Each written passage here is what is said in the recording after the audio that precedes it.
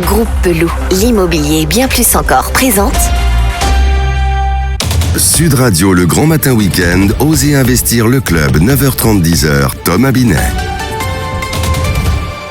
Nous sommes avec Alexandre Pell, acteur et scénariste. Thomas, vous allez nous présenter notre invité à travers son portrait inattendu.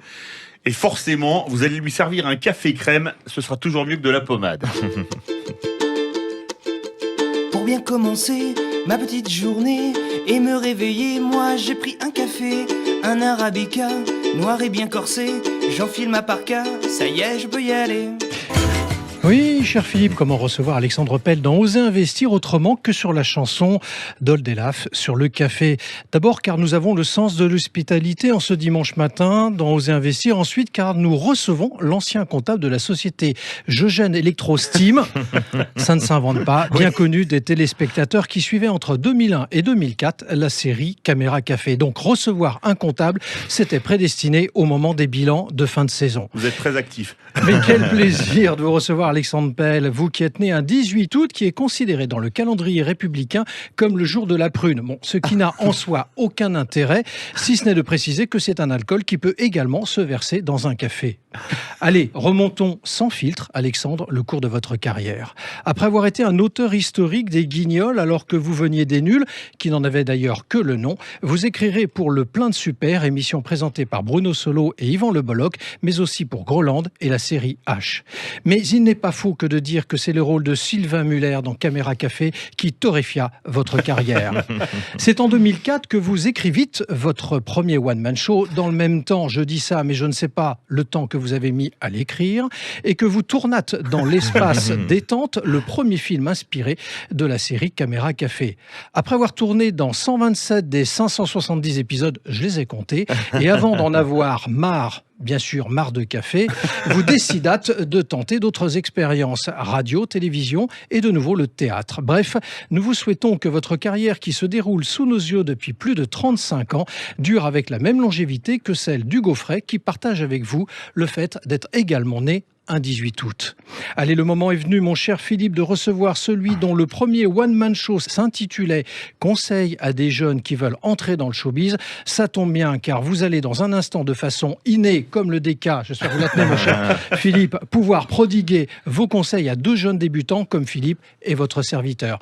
Bonjour Alexandre Pell. Bonjour, merci beaucoup Thomas. Merci beaucoup. Il était fort de café, hein, ce portrait inattendu. Il a bien biné le terrain, hein, vraiment. J'ai essayé. Merci. Avec une pelle en plus. Merci d'avoir accepté notre invitation dans The Vestir ce dimanche matin. 35 ans de carrière, c'est long et c'est court. Oui. C'est quoi la recette ?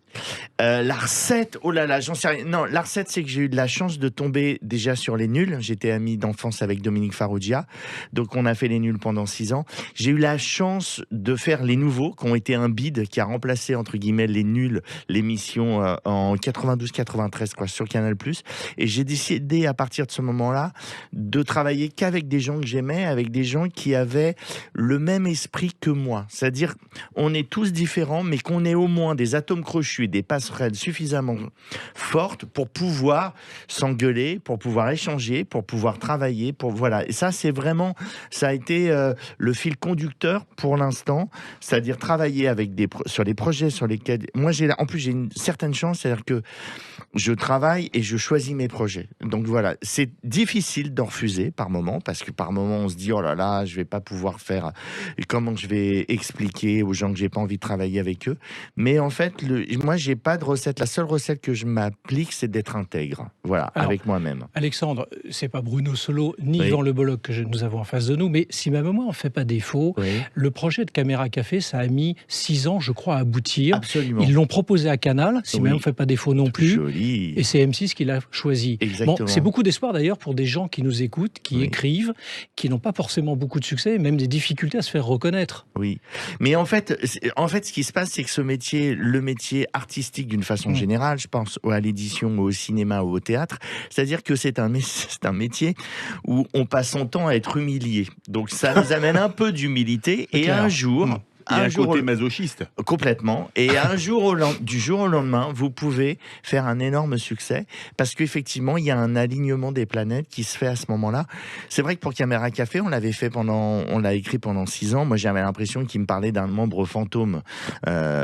Bruno et Yvan, à chaque fois, me disaient on va refaire Caméra Café. J'osais pas leur dire que je pensais que ça ne se ferait jamais. Et ça s'est fait par la magie de un gars, une fille qui marchait. Il se trouve que les chaînes sont extrêmement suiveuses. Il y a quelque chose qui marque. Il y a quand même Top Chef marche, on fait Masterchef, enfin voilà, etc. Donc c'est ça qui a Pas fait beaucoup d'innovation, vous voulez dire. oui, exactement. Pas beaucoup de créativité, malheureusement.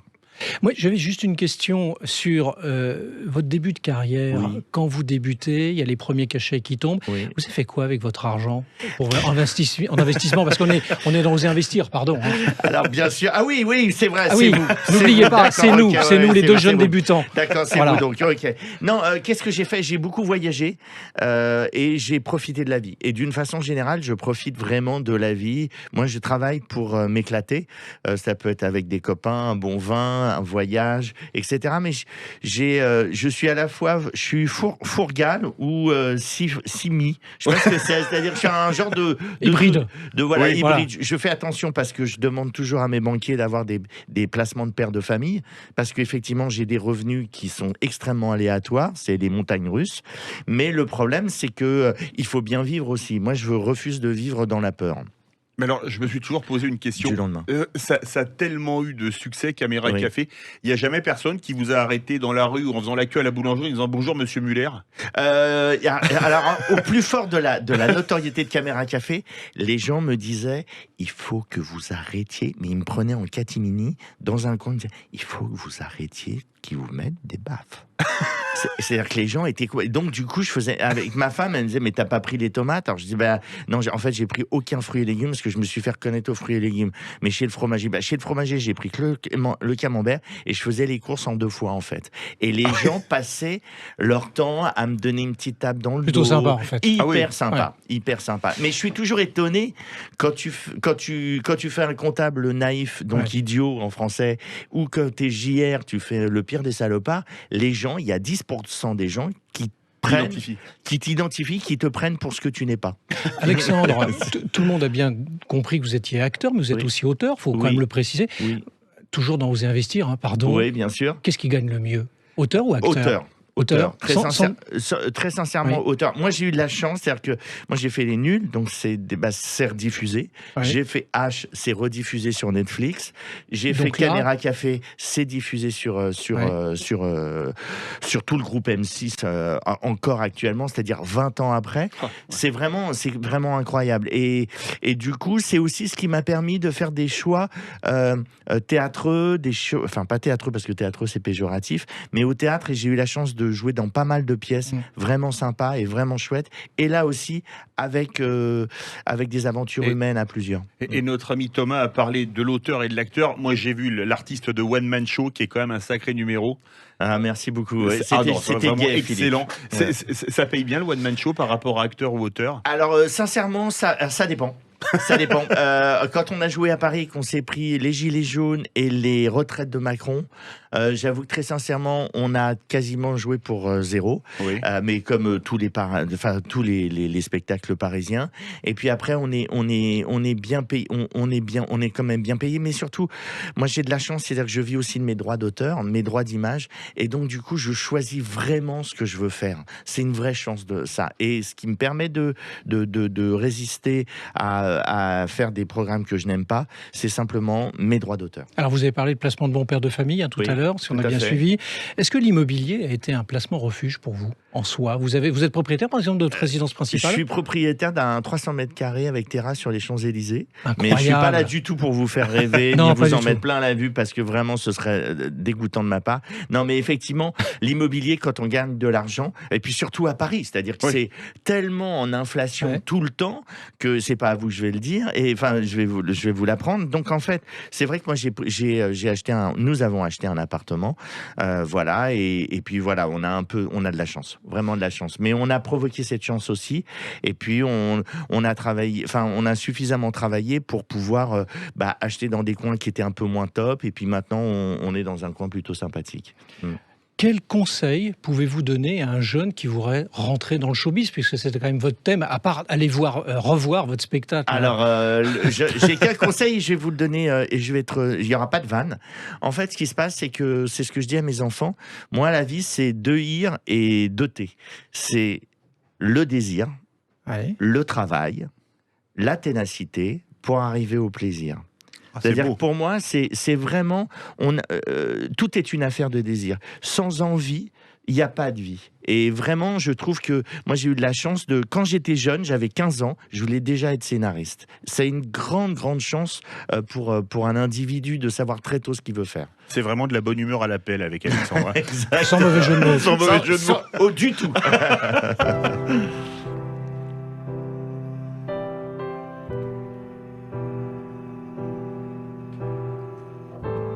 Alors, comme le veut la tradition de Oser Investir, Alexandre, vous avez retenu une musique pour terminer notre rencontre de ce dimanche matin. Oui, il s'agit du titre Le Regard de Benabar, sorti en 2014. Pourquoi ce choix, Alexandre? Parce que Benabar, je l'ai rencontré sur H. Oui.